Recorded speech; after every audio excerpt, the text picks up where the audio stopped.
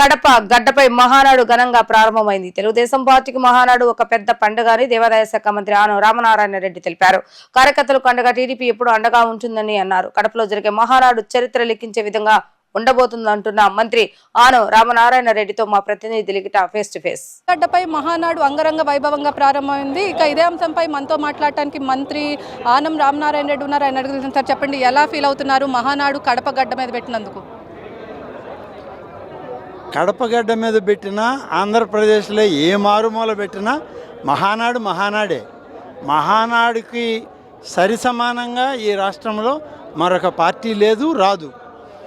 మహానాడు అనేటువంటిది తెలుగుదేశం పార్టీకి స్వర్గీయ ఎన్టీ రామారావు గారు ఆయన పార్టీ పెట్టినప్పటి నుంచి ఇది ఒక ప్రక్రియ కింద జరుగుతూ ఉంది.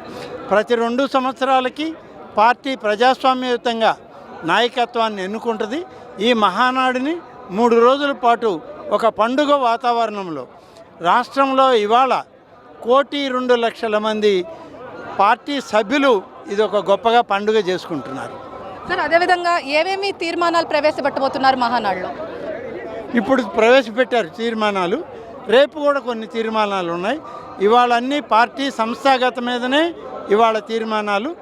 రేపు రాష్ట్ర పరిపాలన మీద కూడా తీర్మానాలు పెడతారు. వాటి మీద కూడా చర్చించడం జరుగుతుంది. మొత్తం మీద చూసుకున్నట్లయితే కడప గడ్డ మీద కాదు, రాష్ట్ర చరిత్రలోనే మహానాడు లిఖించదగ్గ విషయాన్ని కూడా ఇటు మంత్రి ఆనం రామనారాయణ రెడ్డి అయితే చెప్తున్నారు. ఇది కూడా పరిస్థితి. వీడియో అఖిల్తో లిఖిత, వి డిజిటల్ న్యూస్, మహానాడు ప్రాంగణం నుంచి.